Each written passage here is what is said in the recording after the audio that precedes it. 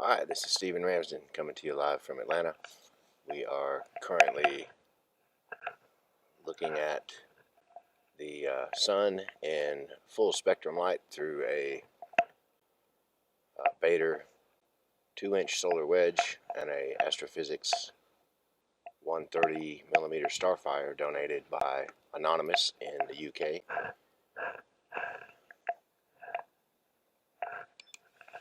So today's broadcast is going to be images in full spectrum through the $2,500 Point Grey 6 megapixel Grasshopper Express, and then we're going to change over to the $600 Player One Astronomy Apollo M Max camera, which is now the official camera of the Charlie Bates Solar Astronomy Project. I highly recommend it. I'm using a Astrophysics AP 1200 mount, a Lunt 152 millimeter double stacked H alpha scope, and an Astrophysics 130 millimeter Starfire, along with a Lunt B1200 calcium K wedge and a Bader 2-inch Herschel wedge. Currently, I'm using false color on Astro IIDC software on a 12-year-old iMac. This is the only software in existence that allows false color preview, which is a fantastic thing for outreach because you have to use a monochrome camera to get real solar images, but people much prefer to look at color images. So Astro IIDC allows you to choose whatever color you want for your monochrome. So right now I have yellow chosen for the white light image. Makes it look a lot more impressive to people that are looking in it for outreach purposes, and it's more fun to broadcast in color. So the seeing is about 4 out of 10 today from downtown Atlanta, and we are taking some images. For by the way, Astro IIDC does not work on a 64-bit operating system, so you have to use like 10-year-old Macs, and you can't go past High Sierra to use it. And they went out of business about 6 years ago, so there's no way to buy the software. On the Player One camera, I'm using off-the-shelf freeware fire capture. The Point Grey camera records about 7 frames a second on this ancient computer, but the Apollo M Max runs at a full 130 frames a second even on this old computer because it has some onboard memory and it uses RAM to store cache. So it's an outstanding, awesome camera. So the first thing we're going to do is capture white light, H alpha, and calcium K using the Point Grey Grasshopper. I'm now going to be quiet, and you can just watch what I'm doing if you want. And if you're watching this after it was live, you can just fast forward through to see all the different wavelengths we're shooting. Hope you enjoy the video. I'm going to mute now. By the way, it's freezing. And if you want more info, join our Facebook group, Charlie Bates Solar Astronomy Project, or go to www.solarastronomy.org to be part of it, man. Come on. Anybody can image the sun. There's nothing hard about it. You just need to sit down and learn it. That's all.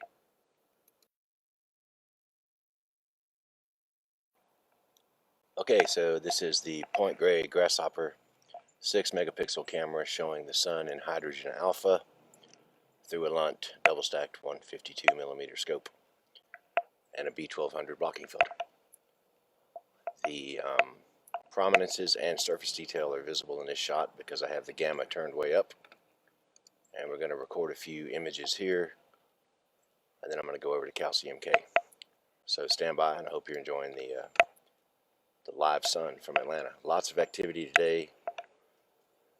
6 or 7 sunspots, easily visible.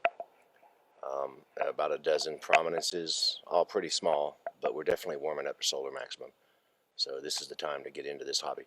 This is the monochrome preview, and I'm going to switch it over to full color so you can see what a benefit it is to have false color live preview on these cameras.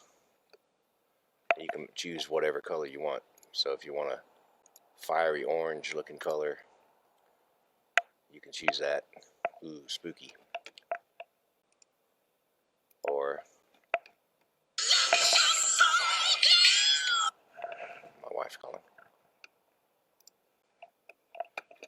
actual hydrogen alpha color doesn't look very good, to be honest with you. I usually just use black and white on hydrogen alpha, but this is the actual RGB value for hydrogen alpha. It's kind of hard to see. So I'm going to switch it back to monochrome. Now on white light and calcium, the false color yellow and green or purple is really awesome, but in hydrogen alpha the red is pretty hard to see. So there we go, and I'm going to play around with the settings and shoot some more videos, and you guys stay tuned. We'll switch over to calcium K in just a moment. So this is the gamma and the exposure turned way up on the point Grey Grasshopper to show the prominences around the edge of the sun. Normally I would shoot a disk image and a prominence image and then combine them in Photoshop with a little feathering on the edge of the disk. And I also earlier shot some that showed the disk and the proms at the same time because of the high gamma setting with the point Grey Grasshopper. And I'll do the same thing with the Player One Apollo M Max shortly. But we're still on the point Grey for now. Calcium K is coming up next, and I'll be shooting Calcium K prominences also. One thing of note is the point Grey takes about 3 minutes to shoot 600 frames, and the Player One Astronomy, while about a little more than half the resolution, shoots 1,000 frames in 7 seconds. So that is a massive benefit, but we'll get to that. Okay, so we've changed over to the Astrophysics 130 millimeter Starfire refractor and the Lunt B1200 Calcium K module to look at the sun in near ultraviolet wavelengths at 393 nanometers. This is the light produced by the ionization of calcium atoms in the sun's chromosphere. You can see the sunspots, and the white areas are called plage, which is French for beach, because it looks like a beach. And we are going to shoot the disk. By the way, this is false color generated by the software. It's not actually this color. We're shooting with a monochrome camera, of course, because I'm using a monochrome telescope. So I'll change it over to the actual monochrome signal now. That's what we're really seeing through the telescope. It looks cute when you turn it purple, though. People like it. And all you software developers out there, make some capture software with false color preview. Jeez. Okay, so we're going to catch one more full disk of this nature, and then I'm going to change it over to catch some prominences in Calcium K. And then what everybody's been waiting for, we're going to change over to the Player One Astronomy Apollo M Max and see what it looks like. So stay tuned. Yes, the black things are sunspots. By the way, these are prominences in Calcium K. Very difficult to shoot with impossible to shoot with an 8-bit camera, but possible but very difficult to shoot with a 12 or 16-bit camera. My exposure is way up high, and you have to tweak the gamma to make it dark enough to see, but bright enough to see. So if that makes any sense. So now we're set up on the Player One Astronomy Apollo M Max camera, shooting at 1608 by 1104 resolution, and it's running a little slower now because I'm doing this live broadcast in unison with the capture. But the image is gorgeous. I mean, it's a little slightly more pixelated than the PGR, but you would expect that at half the resolution. But it's really a fantastic image. You might notice that it's horizontally flipped because I can't find anything in this software to flip the image horizontally. But we'll do that in post-processing. Hey, there went an airplane. How about that? Ruin that exposure. We'll start a new one.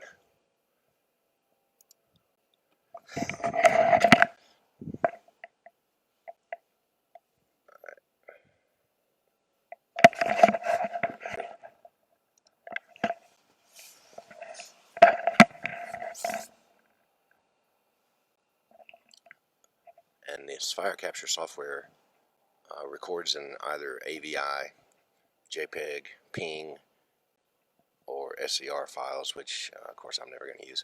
So I'm recording this individual frames as PNG files, and I'll record a couple AVIs as well. The AVIs, I can't find anything to stack those on a Mac, so I end up stacking the individual frames. So it'll record 1,000 PNG files or 1,000 JPEG files, and I can stack those. I found the PNG files to be much superior for stacking. That's another problem with Mac Astronomy is, unless you want to go to PixInsight, which I'd rather pull my fingernails out than work in that program. You basically have to stack individual files. The only software I've found that even does that is some open source stuff from a few years back. I don't even remember the name of it. Linkios. I stack them in Linkios. But really it's the sun, so you don't need more than about 20 or 30 frames, so it's no big deal to stack that in either Photoshop or Linkios. So I'm going to go ahead and mute again, but we are now looking at hydrogen alpha through the Apollo M Max camera from Player One Astronomy. So it's an absolutely beautiful image of the sun. I've got the gamma turned way up, and you can see the prominences and the surface detail very well. I mean, maybe about the same as the point gray, maybe a touch better. The live view here on my screen is breathtaking. It's absolutely fantastic.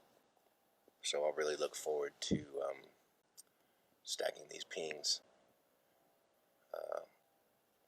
I'm going to take several videos of the sun in H alpha using this camera, and just stay tuned. And you can see me play around with the settings and etc.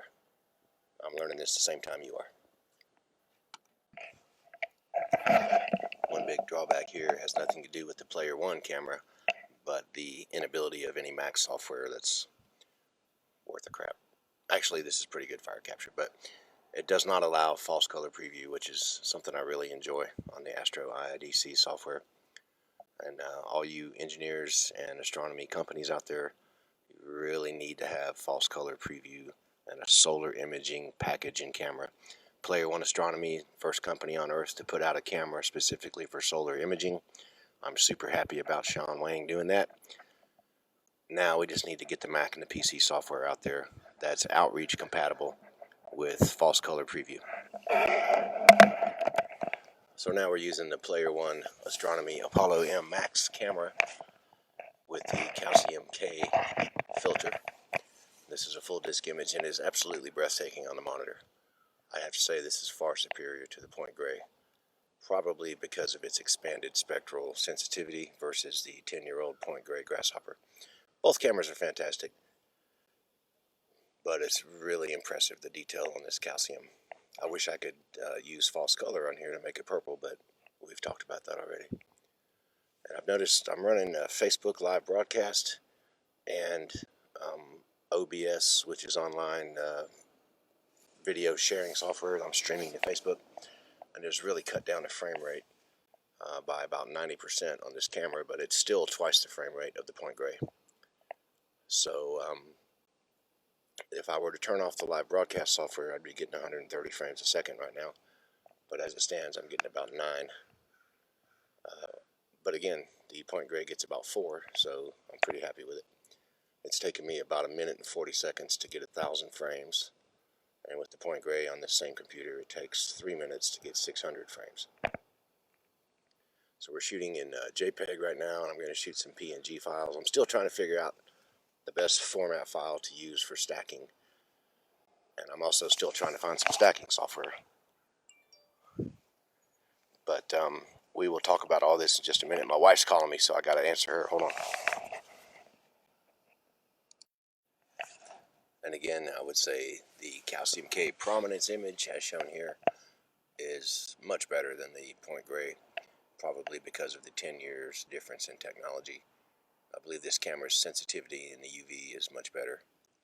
So the calcium K prominences are easier to image with the Player One Apollo M Max camera. So we're going to take a few runs of this, and then I'll change over to full spectrum white light. So this is our last sample with the Apollo M Max camera from Player One Astronomy. The white light is far superior to the point Grey Grasshopper. It's also breathtaking here on the display. The granulation is clearly visible. The sunspot, umbra, and penumbra are super highlighted and well contrasted. It's really unbelievable. Very, very happy with the calcium K and the white light images with this Apollo M Max camera. They really just blow away the point Grey.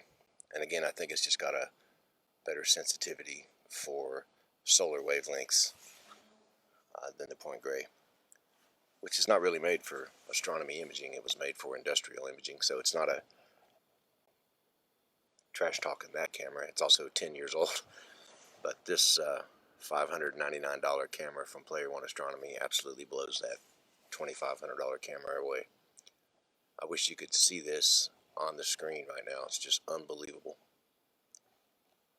So we're going to take several white light images, and that'll be the end of our broadcast. So stay tuned for a few more minutes, and you can see the different white light movies and files that I'm shooting. Okay, so I'm going to sign off after this video runs.